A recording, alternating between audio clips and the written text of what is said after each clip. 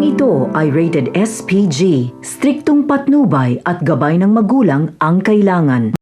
Walang kaalam-alam si Olga na si Bubbles pala ang kanyang anak na babae na iniwan niya noon sa kanyang kapatid na si Celso, na kasalukuyan ngang nakakulong ngayon sa Bilibid. At dahil nga sa ginawa ni Olga kay Tanggol at kay Mokang ay kamumuhian siya ng kanyang sariling anak.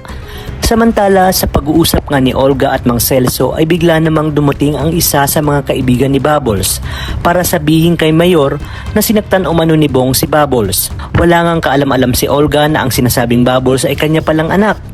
Dali-dali ngang nagtungo itong si Mayor upang puntahan si Bubbles at tulungan. At sa kanyang pagdating nga ay nagkarambulan na sa pagitan ng grupo ni Bong at ng grupo nila Tanggol.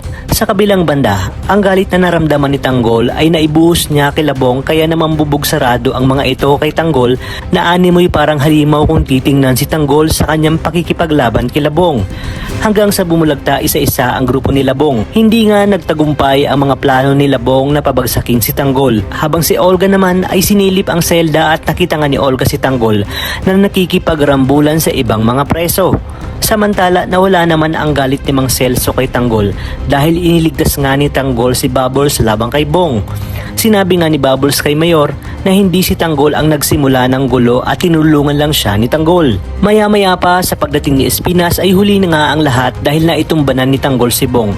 Bagay na ikinatuwa ni Espinas dahil yun talaga ang gustong mangyari ni Espinas, na tapusin na ang grupo ni Bong dahil masyado na nga umanong nagiging sakit ng ulo ang grupo ni Bong.